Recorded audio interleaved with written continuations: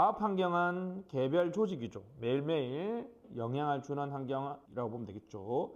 일반 환경은 모든 조직에게 영향을 주는 거고, 과학 환경은 개별 조직에 영향을 주는 거죠. 특히 정치 답은 이제 시민민주주의죠. 선호 집합적 민주주의에서 수기민주주의, 전자민주주의로 가야 되고, 정치와 행정의 아주 전통적 논의는 이원론, 이론론 밑줄, 관료제 자율성, 이게 가장 중요하죠. 인비저블 파티 무조건 기억해야 됩니다. 그죠? 행정이 정책 결정 기능을 수행하면서도 정치적 책임을 지지 않는 현상을 뭐라 그런다? 관료제 자율성이라고 얘기하죠. 그죠? 관료제 자율성에 대한 가장 대표적인 표현이 뭐다? 엘빈 토플러는 관료제를 뭐라 그랬다? 보이지 않는 정당이라고 얘기했죠. 그죠? 인비저블 파티, 보이지 않는 정당. 보이지 않는 정당이란 말은 책임을 안 진다는 거잖아요. 그죠? 근데 정당이란 말은 자신의 무슨 선호가 있다? 정치적 선호가 있다. 즉, 관료제가 어떤 도구적 합리성을 추구하는 집행 조직이 아니라 자신들의 정치적 선호를 구현하는 무슨 행위자다? 정치 행위자라고 보는 거죠. 인비저블 파티. 관료제 자율성에 대한 통제가 중요하고, 예체의 관료제적 민주주의를 기억해 줬습니다. 아주 옛날 논이죠. 예체의 관료제적 민주주의. 그러면 이제 행정 통제로 가야 되죠. 그죠? 듀닉과 롬직의 행정 통제로 가든지, 톰슨 계층별 논의가 좋습니다. 정정은 이것도 상황 이론이죠. 상황 이론입니다. 정책 계층, 즉 정책 결정을 하는 상황에서는 아무래도 민주성이나 정치적 통제를 강조해 준다면, 관리계층, 중하위 관리계층은 아무래도 집행을 하는 상황이 많으니까 그런 상황에서는 행정의 효율성을 강조하자. 관료제에 대한 정치적 통제만이 중요한 것도 아니고 행정의 효율성만도 중요한 것이 아니니까, 톰슨은 어떤 상황? 그 공무원이 어떤 업무를 담당하고 있는지, 그죠? 계층별 인식, 정책 계층과 관리 계층이라는 단어만 기억해 주시면 되겠습니다. 그죠? 정치와 행정의 관계를 써시오라고 놓으면 뭐라고요? 이원론, 이론론 써주고, 무슨 자율성? 관료제 자율성 써주고, 관료제 자율성에 대한 통제가 중요해진다. 이렇게 접근해 주시면 좋겠습니다. 자, 됐습니다. 경제입니다. 경제는 됐죠. 최근의 경제의 새로운 방향은 우리 공유가치 창조라든지 공유경제인데, 이런 거는 시험에 안 나오겠죠. 그죠? 시장 실패. 자, 잘 보세요. 시장 실패는 효율성의 실패가 있고, 그러니까 시장의 효율적 운영이 안 돼서 발생하는 실패와 형평성의 실패는 시장 운영의 결과죠. 그죠? 어떤 책은 또 이걸 이제 형평성은 외부적 측면이라 그러죠. 그죠? 시장 운영의 결과적이니까 효율성은 시장의 내부적 측면이죠. 그죠? 공부독불정입니다. 공부독불정. 그리고 형평성, 저는 공부독불정형으로 기억하는데, 요즘에는 조금 외워야 될 필요성이 있죠. 그죠? 코로나 때문에.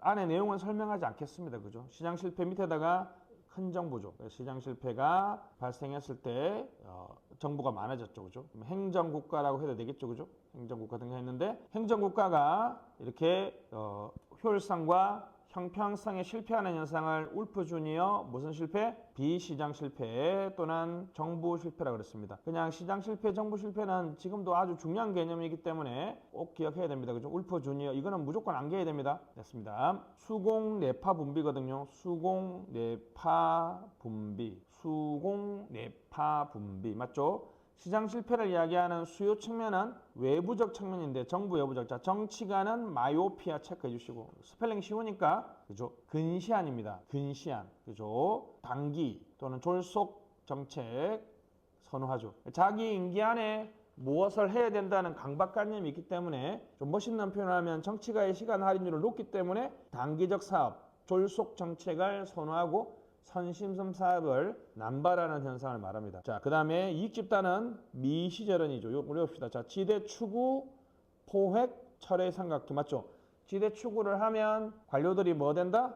포획되면, 그래서 국회의원하고 관료하고 이익 집단의 끈끈한 연명체, 무슨 삼각형? 철의 삼각형. 이 키워드 중요합니다. 다시 이건 이제 어디든지 다 번역할 수 있어. 그죠? 예를 들면 이거, 그렇죠? 예를 들면 왜 우리 국가 채무가 왜 늘어날까요? 이거 그대로 응용할 수 있잖아요. 그죠? 국가 채무가 결정 외부적 측면에서는 정치가들이 선심성 정책을 남발하기 때문에 이익 집단들의 지대 추구 행위로서 무분별한 사업이 시행되기 때문에 이렇게 분석할 수 있죠. 그죠? 자, 그다음에 공급 측면은 정부 내부적 측면에서 무형의 생산함수 부존재, 되게 중요하죠. 무형의 무형이란 말은 성과 관리죠. 성과 관리가 어렵다. 그죠? 무형이기 때문에 성과 관리, 왜냐하면 측정이 어렵기 때문에 그렇죠. 이것 때문에 우리가 성과급이 제대로 우리 행정학이 정착 못하는 이유도 이것 때문이잖아요. 그죠? 생산 함수라고 할 수 있지만 생산 기술이라고 할 수 있습니다. 생산 기술이 그죠?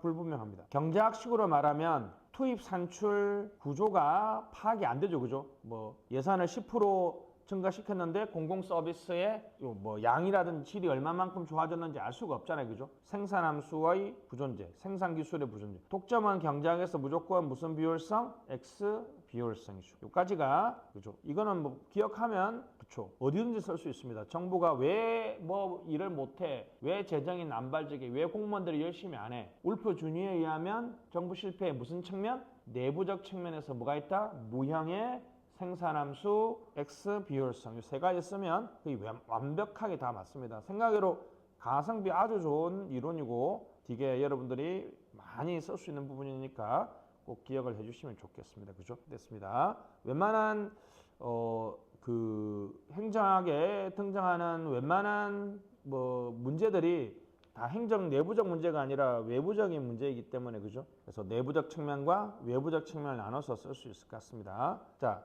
시민사회는 NGO인데 이거는 이제 일단 넘어갑시다. 근데 뭐 요즘에 2017년, 18년 아니죠, 2020년인가요? 하여튼 그 정의연 사태가 있었는데 뭐 1심 판결이 조금 싱겁게 나는 바람에 뭐 좀 넘어가도록 하겠습니다.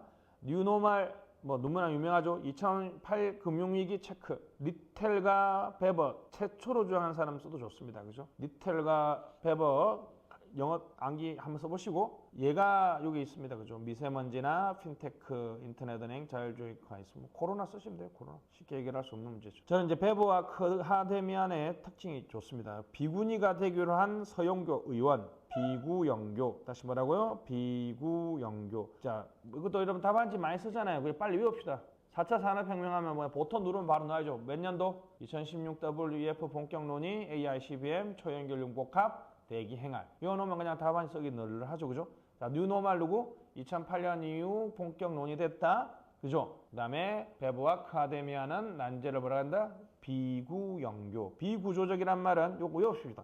문제 정의도 어렵고 원인과 결과 정의도 어렵다. 이른바 제3종 오류. 그러니까 잘못 정의된 문제죠. 잘못 정의된 문제. 문제 정의가 잘못된 거. 잘못 정의된 문제. 다양한 관점이 필요하기 때문에 시민 참여가 필요하겠죠. 그렇죠? 교차적이란 말은 융복합이기 때문에 민관 협력뿐만 아니라 공공기관 사이의 협력, 이른바 협업 행정이 필요하죠. 협업 행정이 필요하다는 것이고, 연속적이란 말은 지속적으로 문제가 변합니다. 문제가 문제를 만들어내는 거죠. 지속적인 협력 체계가 필요하다는 거죠. 다시 갑시다. 뉴노멀 2008년 글로벌 금융위기 이후에 뭐 최초로 주장한 사람은 아니지만 하여튼 L 에리언 정도는 써주고, 그래서 베버와 크하데미안은 뭐라 그랬다? 비구영교라고 얘기했다. 이렇게 간단하게 접근해 주시면 되겠습니다. 자, 대내적 환경 변화에서는 행정 이념 됐습니다. 이렇게 쭉 보시면 되겠고, 자율, 책임, 소통이라고 써보세요. 행정 이념, 행정 가치, 뭐 위에나 밑에다가 그죠? 그냥 윤석열 정부의 됐죠? 다도대, 다시 도약하는 대한민국이라는 국정 비전에서 국정 운영의 방향을 자율, 책임, 소통으로 가겠다라고 하고 있습니다. 자율, 책임, 소통으로 가고 있으니까 한번 기억해 주면 되겠고, 사업 분석, 미션 비전, 전략은 넘어가고 행정 문화 있으면 넘어가시고, 자, 3번 대외 환경이나 대내 환경 변화에 따라서 국가의 성격이 변했죠. 그죠? 입법국가, 행정국가, 신행정국가인데 됐습니다. 요즘 이것도 논의가 좀 식었어요. 그죠? 최근 보시죠. 암기노트 이번에 좀 바꿨는데 최근에 이제 포스트 코로나 이후에 보장국가가 아주 뜨고 있죠. 그죠? 그죠? 보장국가의 핵심 단어가 뭡니까? 어떤 방식이라 쓰시고 최종 책임 국가. 그러니까 시장이나 민간, 정부 어떤 방식으로 공공 서비스가 공급되더라도 최종 책임은 누가? 정부가 보장해줘야 된다는 거죠. 그죠? 그 다음에 이제, 네이션 빌딩에서 후쿠야마는 스트롱 스테어트. 그죠? 스트롱 스테어트. 강한 정부 능력과 넓은 정부 개입. 다시, 앞으로 우리나라가 뭐, 혹시나 지금 이 맥락에서 한번 놓을 수 있거든요. 이제 코로나 거의 끝나가니까, 뭐, 우리가 정부의 역할과 방향을 어떻게 잡아야 되냐 했을 때, 네이션 빌딩이라는 그죠? 네이션 빌딩이라는 가장 일반적으로 쓸 수 있을 것 같아요, 그죠? 후쿠야마라는 학자가 이게 정치학에서도 하나 이건 후쿠야마 엔드 오브 히스토리밖에 안 하지. 그래서 네이션 빌딩에서 그냥 강한 스트롱 스테이트 위협이다.